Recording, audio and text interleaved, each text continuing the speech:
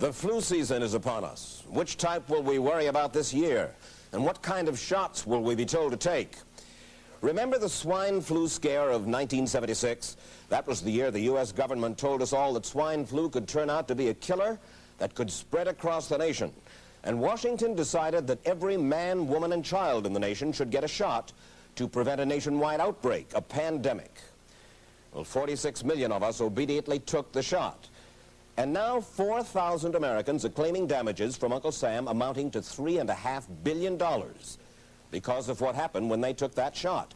By far the greatest number of the claims, 2/3 of them, are for neurological damage or even death, allegedly triggered by the flu shot.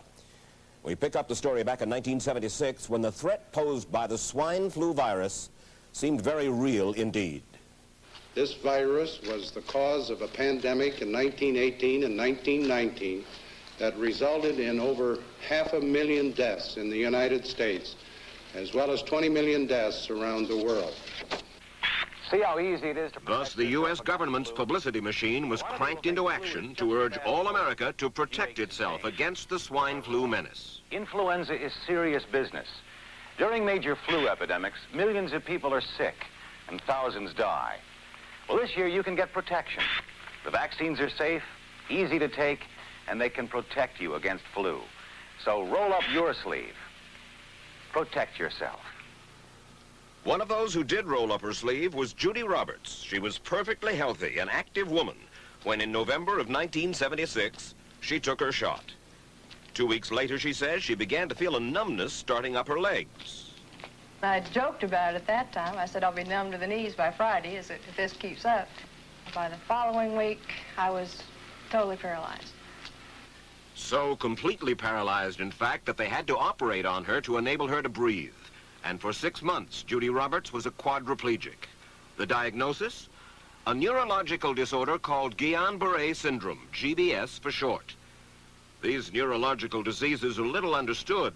They affect people in different ways. As you can see in these home movies taken by a friend, Judy Roberts' paralysis confined her mostly to a wheelchair for over a year. But this disease can even kill. Indeed, there are 300 claims now pending from the families of GBS victims who died, allegedly as a result of the swine flu shot. In other GBS victims, the crippling effects diminish and all but disappear. But for Judy Roberts, progress back to good health has been painful and partial. Now, I noticed that your smile, Judy, is a little bit constricted. Yes, it is. Is it different from what it used to be? Very different. I have a greatly decreased mobility in my lips. And I can't drink through a straw on the right-hand side. I can't blow out birthday candles. I don't whistle anymore, for which my husband is grateful. It may be a little difficult for you to answer this question, but have you recovered as much as you are going to recover? Yes, this is it. So you will now have a legacy of braces on your legs for the rest of your life? Yes, the weakness in my hands will stay and the leg braces will stay. So Judy Roberts and her husband have filed a claim against the U.S. government. They're asking $12 million, though they don't expect to get nearly that much. Judy, why did you take the flu shot? I'd never taken any other flu shots, but I felt like this was going to be a major epidemic. And the only way to prevent a major epidemic of a really deadly variety of flu was for everybody to be immunized. Where did this so-called deadly variety of flu, where did it first hit back in 1976? It began right here at Fort Dix in New Jersey in January of that year when a number of recruits began to complain of respiratory ailments, something like the common cold. An Army doctor here sent samples of their throat cultures to the New Jersey Public Health Lab to find out just what kind of bug was going around here. One of those samples was from a Private David Lewis who had left his sickbed to go on a forced march. Private Lewis had collapsed on that march, and his sergeant had revived him by mouth-to-mouth resuscitation. But the sergeant showed no signs of illness. A few days later, Private Lewis died.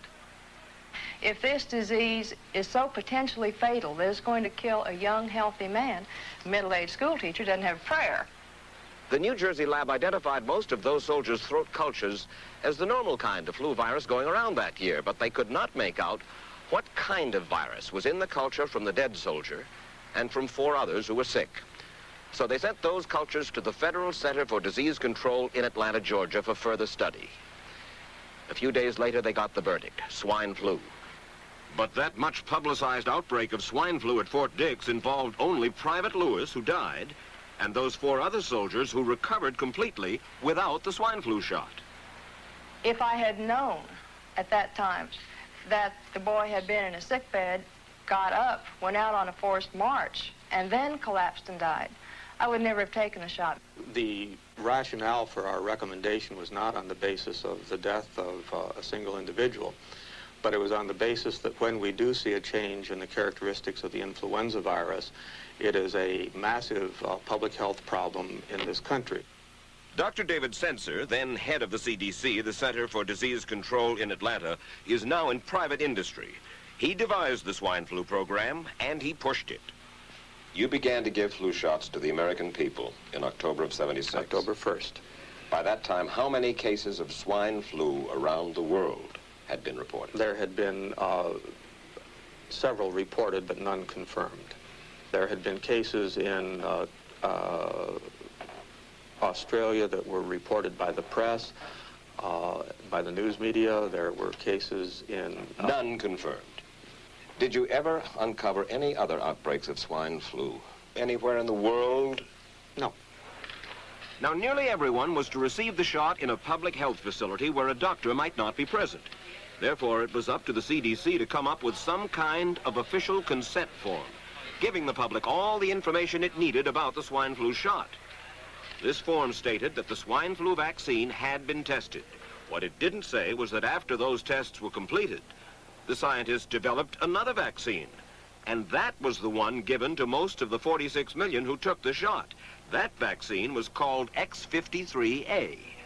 Was X53A ever field tested? I can't say. I would have to... It wasn't. I don't know. Well, I would think that you're in charge of the program. I would have to check the records. I haven't looked at this in some time. The information form, the consent form, was also supposed to warn people about any risks of serious complications following the shot. But did it? No, I had never heard of any reactions other than a sore arm, fever, this sort of thing. Judy Roberts' husband, Gene, also took the shot. Yes, I looked at that document. I signed it. Nothing on there said I was going to have a heart attack or I'd get Guillain-Barré, which I never heard of.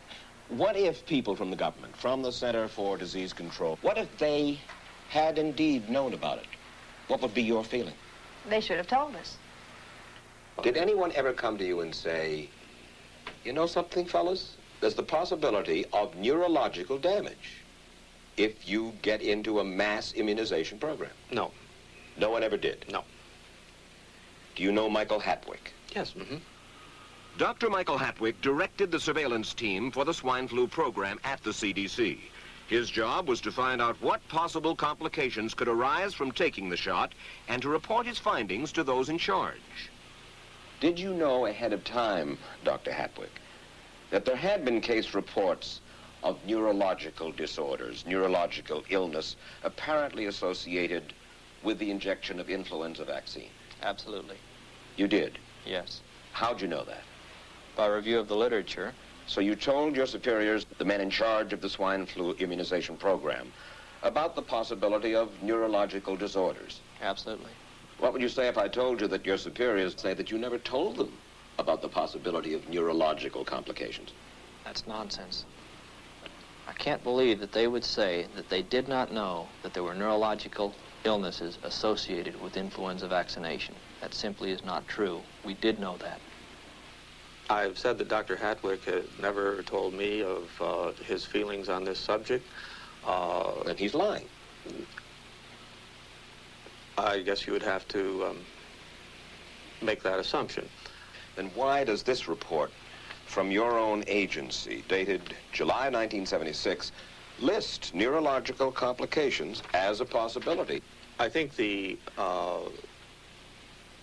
consensus of the scientific community was that the evidence relating neurologic disorders to influenza immunization was such that they did not feel that this association was a real one. You didn't feel it was necessary to tell American people that information? I think that over the years we have tried to inform the American people as fully as possible. As part of informing Americans about the swine flu threat, Dr. Sensor's CDC also helped create the advertising to get the public to take the shot. Let me read to you from one of your own agency's memos planning the campaign to urge Americans to take the shot. The swine flu vaccine has been taken by many important persons, he wrote. Example, President Ford, Henry Kissinger, Elton John, Muhammad Ali, Mary Tyler Moore, Rudolph Nureyev, Walter Cronkite, Ralph Nader, Edward Kennedy, etc., etc. True? I'm not familiar with that particular piece of paper, but I do know that at least of that group, President Ford did take the vaccination. Did you talk to these people beforehand to find out if they planned to take the shot? I did not know. Did anybody? I do not know. Did you get permission to use their names in your campaign? I do not know. Mary, did you take a swine flu shot? No, I did not. Did you give them permission to use your name saying that you had or were going to? Absolutely not. Never did. Did you ask your own doctor about taking the swine flu shot? Yes, and at the time he thought it might be a good idea. But I resisted it because I was leery of having the symptoms that sometimes go with that kind of inoculation. So you didn't? No, I didn't. Have you spoken to your doctor since? Yes. And? He's delighted that I didn't take that shot. You're in charge. Somebody's in charge. This is your advertising strategy that I have a copy of here. Who's it signed by? This one is unsigned. But you'll acknowledge that it was your baby, so to speak. It could have been from the Department of Health, Education, and Welfare. It could be from CDC. I don't know. I'll be happy to take responsibility for it. It's been 3 years now since you fell ill with GBS, right? Right. Has the federal government, in your estimation, played fair with you about your claim? No, I don't think so. It seems to be dragging on and on and on, and really no end in sight that I can see at this point. With respect to the cases of Guillain-Barré, allegedly... Former Secretary of HEW Joseph Califano, too, was disturbed that there was no end in sight. So a year and a half ago, he promised that Uncle Sam would cut the bureaucratic red tape for victims suffering from GBS and would pay up quickly. We shouldn't hold them to an impossible or too difficult standard of proving that they were hurt. Even if we pay a few people a few $1,000s that might not have deserved it, I think justice requires that we promptly pay those people who do deserve it. Who's making the decision to be so hard-nosed about settling? Well, I assume the Justice Department is. Griffin Bell before he left? Well, the Justice Department agreed to the statement I made. It was cleared word for word with the lawyers in the Justice Department by my HEW lawyers. And that statement said, in effect? That statement said that we should pay Guillain-Barré claims without regard to whether the federal government was negligent if they resulted from the swine flu shot. I think the government knows it's wrong. If it drags out long enough, that people will just give up. Let it go. I am a little more adamant in my thoughts than my wife is, because I told Judy to take the shot. She wasn't going to take it, and she never had shots, and I'm mad with my government because they knew the facts, but they didn't release those facts because if they had released them, the people wouldn't have taken. And they can come out tomorrow and tell me there's going to be an epidemic, and they can drop off like flies next to me. I will not take another shot that my government tells me to take. Meantime, Judy Roberts and some 4,000 others like her are still waiting for their day in court.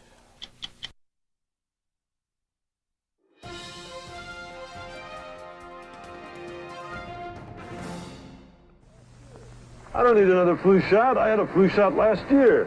A swine flu epidemic may be coming. Swine flu shot? Well, I don't know. I've been thinking about it. It could make you very sick. Swine flu? Man, I'm too fast to let it catch me.